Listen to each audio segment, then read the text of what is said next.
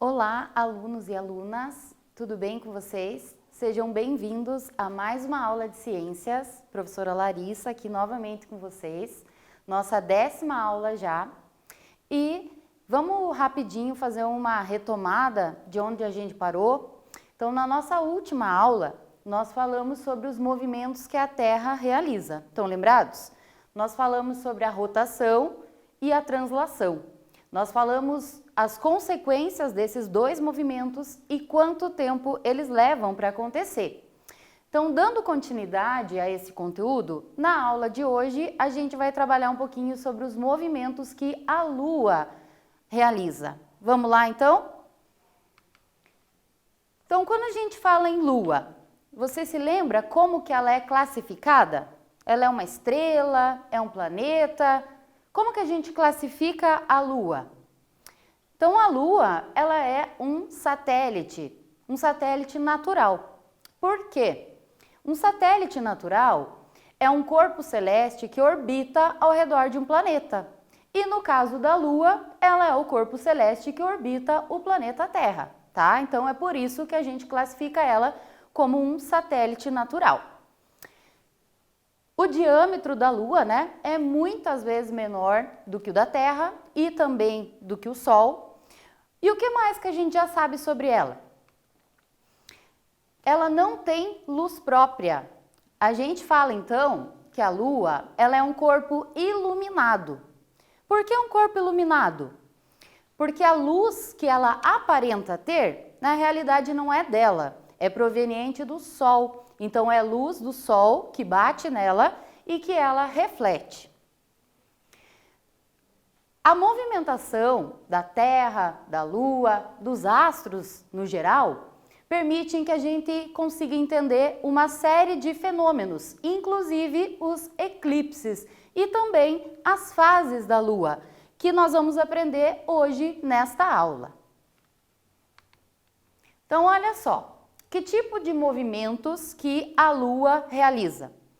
Assim como o planeta Terra, ela também realiza o movimento de rotação e de translação.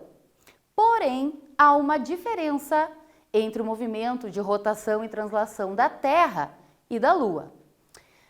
Qual seria essa diferença? O tempo em que ela gasta, né, para fazer esses movimentos. Vocês estão lembrados da aula passada, o tempo que a Terra gastava para fazer a rotação e a translação? Então, a Terra, para que ela dê essa volta em torno dela mesma, esse movimento de rotação, 24 horas, né? Para que ela dê essa volta completa ao redor do Sol, a gente já viu que o tempo é de 365 dias e 6 horas, estão lembrados? Mas e a Lua? Para que ela dê essa volta em volta dela mesma, que é a sua rotação, ou para que ela dê a volta completa em volta do planeta Terra, que é a sua translação, quanto tempo que ela gasta? Então, este tempo é de aproximadamente 27, 28 dias, certo? Existem algumas fontes que falam 27, outras falam 28 dias. Então, tanto a rotação quanto a translação da Lua é o mesmo tempo, aproximadamente 28 dias que ela leva para realizar esses movimentos. Então, aqui, né, como eu falei, aproximadamente 27, 28 dias, o nome dos dois movimentos, que são os mesmos que a Terra também realiza, né, a rotação, quando ela gira em torno dela mesma, e a translação, quando ela gira ao redor do nosso planeta. Pessoal, quanto à posição da Lua, a gente fala que esse plano, essa órbita em que a Terra se encontra, a gente chama isso de eclíptica. Então, a Lua, em relação à Terra, ela tem uma leve inclinação, como vocês podem reparar aqui na imagem, tá? É uma inclinação de aproximadamente 5,2 graus neste plano aqui da órbita, né, terrestre ao redor do Sol, tá? Então, ela fica um pouquinho inclinada em relação ao nosso planeta. Será que a quantidade de luz do Sol que chega até a Lua é sempre a mesma? O que você acha aí? Não, né? Na realidade, conforme a quantidade de luz do Sol que ela está recebendo, a gente tem o que a gente chama então de fases da Lua. Então, muitas vezes vocês já podem ter observado no céu a Lua com aspectos diferentes. O que são esses aspectos? Na realidade, é a quantidade de luz do Sol que está iluminando ela, certo? Ela não muda, né? Ela nem luz tem. Lembra que eu falei agora há pouco? Ela é um corpo iluminado, ela recebe a luz do Sol. E ao receber a luz do Sol, ela apresenta uma dessas 4 fases aqui, uma dessas 4 aparências aqui que a gente chama de fases, certo? Quais são elas? Então é nesta ordem aqui que essas fases acontecem, tá? A Lua que a gente chama de nova, que é essa mais escura, ela fica menos iluminada, então é mais difícil de ser vista. A Lua crescente, que está aqui. A Lua cheia e depois nós temos a Lua minguante, tá? Então é sempre nessa ordem que acontecem as fases da Lua. Então o aspecto dessa parte iluminada, né, essa aparência da Lua, vai depender de que ponto da Terra o observador se encontra. Vai depender de onde essa pessoa está na Terra, de onde que ela está olhando a Lua. Aqui temos novamente as fases, para a gente poder dar uma olhadinha aqui. Então, ó, começando pela Lua nova, né, que é aquela que recebe menos iluminação do Sol. Depois, a crescente. A crescente sempre tem aquele aspecto de C, como se fosse uma letra C de crescente aparecendo, tá? Então, só a bordinha dela iluminada. Conforme essa luz vai avançando, a gente fala em quarto crescente. Depois, nós temos a fase da Lua cheia. Depois da cheia, temos a minguante, tá? Que é quando ela vai ficando com o aspecto de letra D. E, né, aqui, ó, vocês podem ver a bordinha dela só do lado direito iluminada. Então, essa é a fase da minguante. Então, é sempre nessa ordem que acontecem as fases da Lua, certo? Aqui também imagem mostrando, né, essa mudança de fases que acontecem. Então, lembrando um detalhe bem importante, ela não tem luz, a Lua, ela recebe a luz do Sol. E conforme o local onde o observador se encontra, ele vai ver uma parte dela mais ou menos iluminada. E é isso que a gente chama de fases da Lua. Aqui as principais características dessas fases. Então, a Lua nova é quando a Lua está entre o Sol e a Terra, mais ou menos nessa posição. Então, por isso que ela recebe menos iluminação, tá? Então, é mais difícil da gente visualizar esse tipo de fase. Aqui temos também o horário que ela nasce, né? O horário em que é possível vê-la e o horário que ela vai se pôr. Depois, a Lua... aqui, seguindo essa ordem, né, a Lua crescente, então o aspecto dela de um semicírculo, como se fosse a letra C, a parte iluminada dela voltada para o oeste, e o nascer dela entre meio-dia e o pôr dela à meia-noite. A Lua cheia é aquela mais iluminada, né, que a gente costuma ver com mais facilidade, e o horário dela às 6 da tarde e vai se pôr às 6 da manhã. E a Lua que a gente chama de minguante, que é aquela que parece uma letra D iluminada, né? Então, o lado do leste iluminado, ela vai nascer à meia-noite e vai se pôr ao meio-dia, tá? Então, aqui só as principais características das fases da Lua. Sobre essas fases da Lua, isso tem alguma implicância, alguma importância na nossa vida? O que você acha? Então, para povos antigos, por exemplo, os ciclos lunares, né, essas fases da Lua, tinham muita importância e ainda tem para vários povos tradicionais, tá? Vou dar aqui alguns exemplos de aonde que isso era utilizado. Nas técnicas da agricultura, por exemplo, então para cortar a madeira, Muitas vezes, povos antigos esperavam a lua minguante, porque eles acreditavam, eles tinham, através de observações, percebido que nessa fase a planta puxava menos água. E aí, consequentemente, ao cortar a madeira nessa fase, ela acaba durando mais, né? Ela demora muito mais tempo para apodrecer, para se decompor. Para o plantio, para a colheita, eles verificavam através de observação essa necessidade, né, de colher ou plantar em determinadas fases da lua. Então, para a pesca também isso era muito analisado e ainda é, né, hoje. A primeira marcação de tempo que a gente tem relatos, inclusive, é com base nos ciclos lunares. Por quê? Porque como esse movimento de rotação e translação da Terra, que a gente falou, é de 28 dias, é um ciclo relativamente rápido, então foi a primeira forma que o homem encontrou de marcar, né, o tempo, tá? Então, através de ciclos lunares. E até hoje, para muitos povos, inclusive indígenas, a lua, ela faz parte também, tá, de certos rituais, né? Dependendo do ciclo lunar, da fase da lua, eles realizam determinados rituais, né? Um aspecto daí cultural daquela determinada população, tá?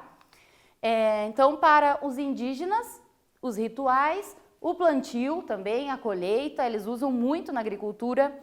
Acredita-se, inclusive, que os índios descobriram antes do Isaac Newton a questão, né, da Lua influenciar sobre a nossa gravidade. Então, a questão da pesca, né, de ser melhor em determinadas luas, muito possivelmente os índios perceberam isso, né, lá no passado e, através disso, eles conseguiram, então, fazer essa relação de que a Lua exerce uma força sobre o nosso planeta. E isso é sentido nas marés, principalmente. Na praia, né, a gente percebe que em determinadas noites, dependendo da lua, a maré sobe bastante, ela avança. Por quê? Porque a lua, ela exerce uma força puxando a maré, tá? Então isso foram, né, os indígenas, tá? Os povos indígenas que descobriram bem antes ainda do Isaac Newton comprovar de fato, né, que existia essa força gravitacional exercida aí pela lua sobre o nosso planeta. Beleza? Chegou a hora, então, da gente praticar aqui um pouquinho. Então, nós temos algumas questões, o nosso quiz. Vamos lá, então, praticar? A questão 1, então, diz o seguinte. Observe a figura. Podemos lembrar que a Lua tem 4 fases. São estas. Então, naquela ordem que acontece essa mudança de fases. A alternativa A diz o seguinte, enchente, crescente, minguante e cheia. A alternativa B, minguante, meia-lua, crescente e enchente. A alternativa C, lua nova, crescente, cheia e minguante. Ou a D, crescente, nova, cheia e meia-lua. E aí, quais são as fases da lua na sua respectiva ordem correta que a gente aprendeu nessa aula? Vamos lá praticar? Tenta fazer aí.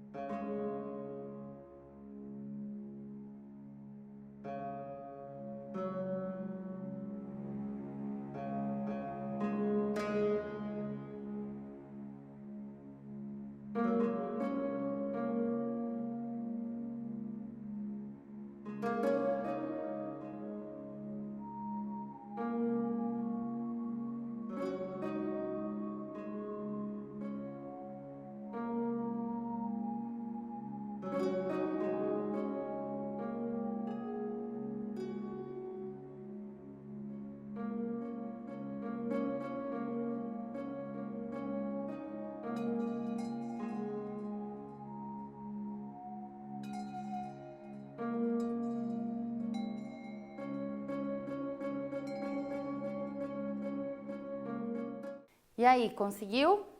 Lembrou das fases? Vamos lá então para a correção.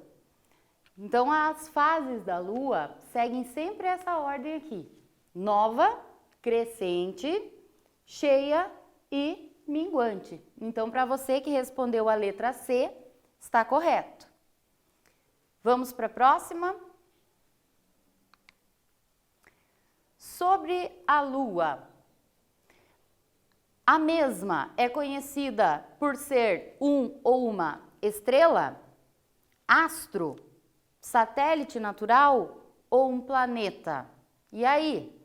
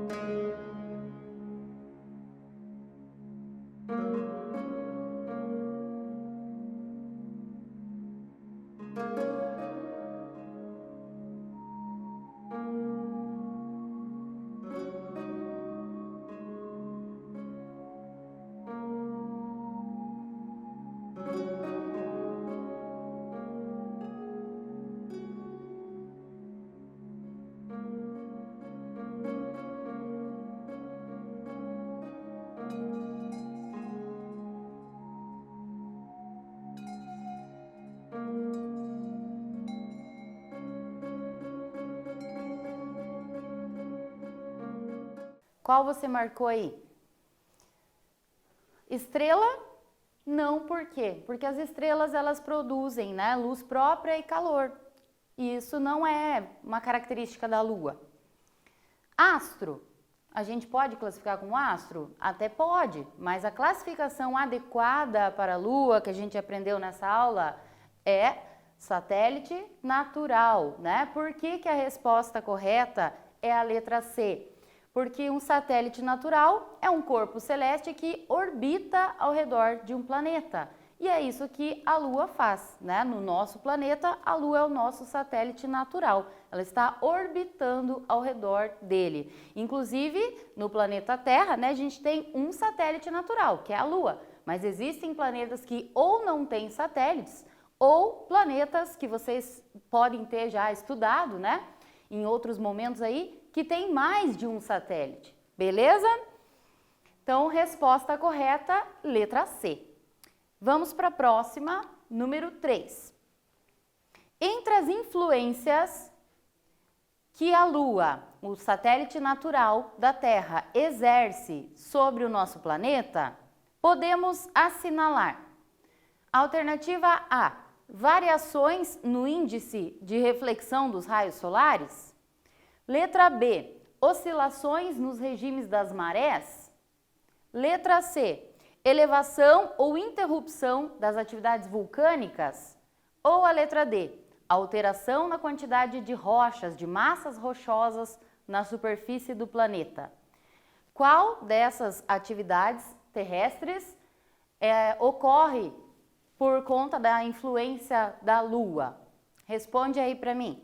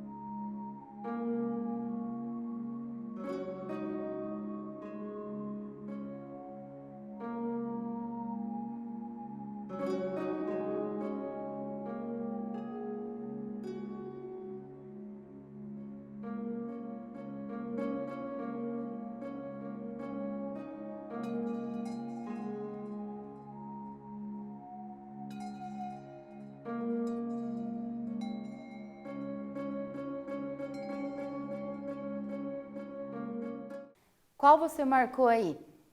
Então vamos corrigir aqui, ó. Sobre essas atividades terrestres aqui, que a gente tinha como opções, qual delas tem influência da Lua? A primeira falava sobre a reflexão dos raios solares. É a Lua que controla isso? Não, né? Oscilações no regime das marés. Pode ser? Lembra que eu falei que a Lua exerce uma força gravitacional, que ela puxa a maré, ou a maré sobe, né, ou desce? Então pode ser, mas vamos dar uma olhadinha nas próximas. Elevação ou interrupção das atividades vulcânicas? Em nenhum momento eu falei nessa aula, né, sobre vulcões. Então a Lua não exerce influência sobre eles entrarem em erupção ou não, né? E a última, alteração da quantidade de rochas, de massa rochosa na superfície do planeta.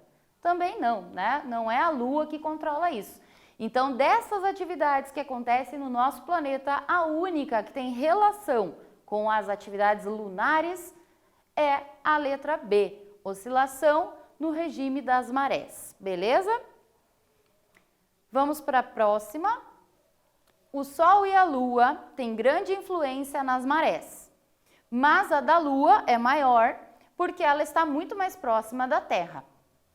As fases da Lua que causam maré mais altas seria a cheia e a minguante, a nova e a crescente e a minguante ou a Lua e a nova?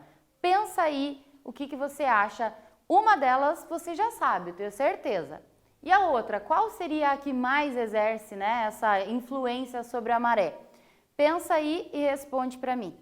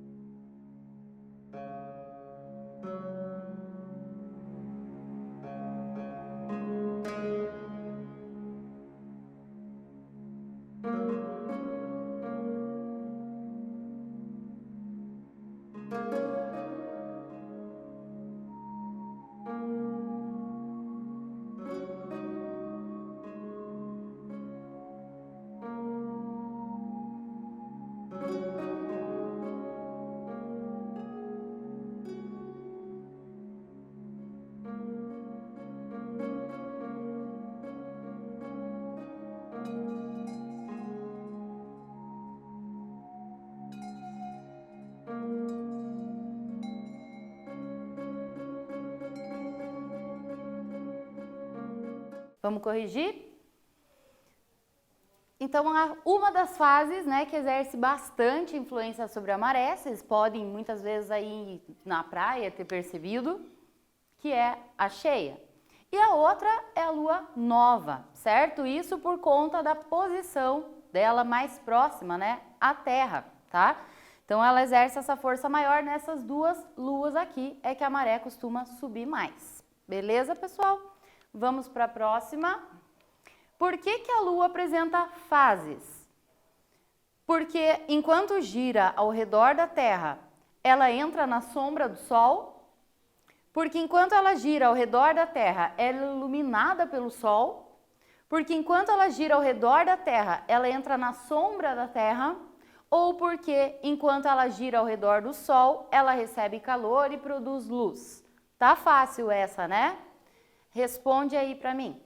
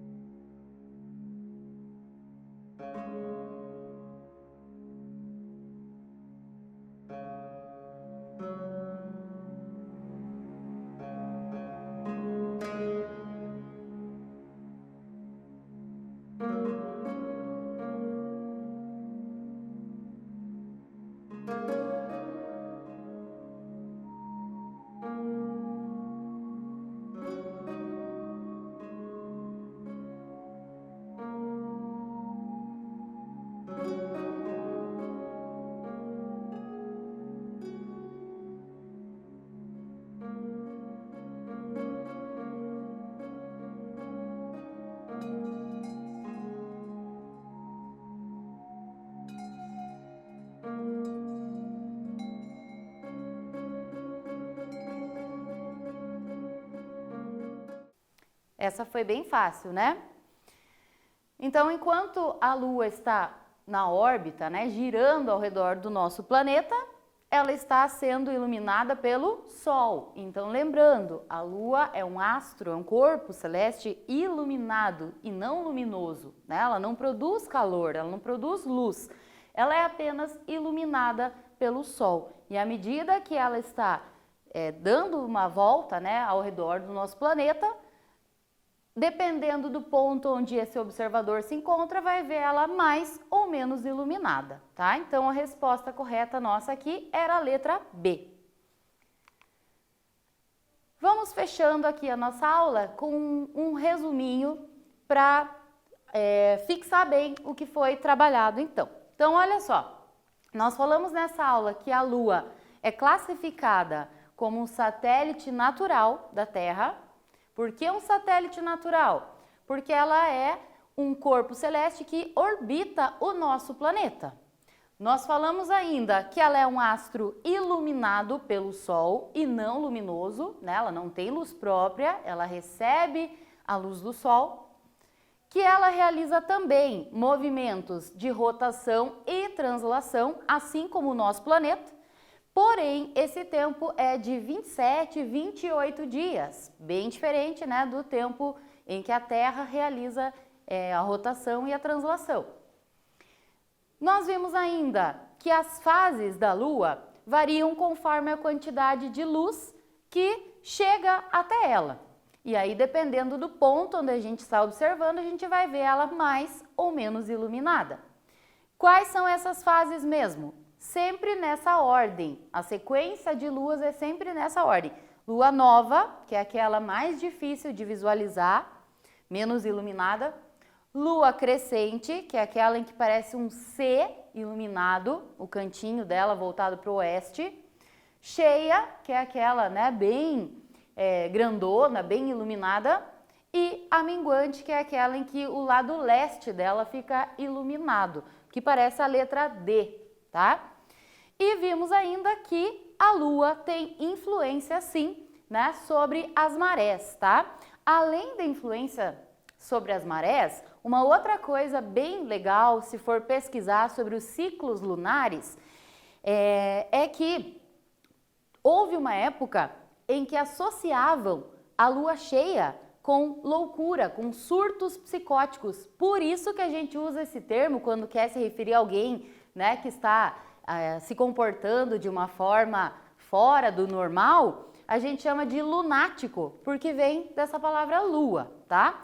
E uma outra coisa bem bacana também, lá na hora que eu falei dos indígenas, eu acabei esquecendo de falar, é que os indígenas, eles perceberam também que na lua cheia era muito melhor para eles caçarem. Por quê? Porque os animais ficam mais agitados à noite por ter mais luz, tá? Por a lua, né, estar muito mais iluminada, e aí os animais ficam mais agitados, acabam sendo presas mais fáceis, tá? Então tem muitos aspectos da cultura indígena que estão relacionados aí à lua, certo?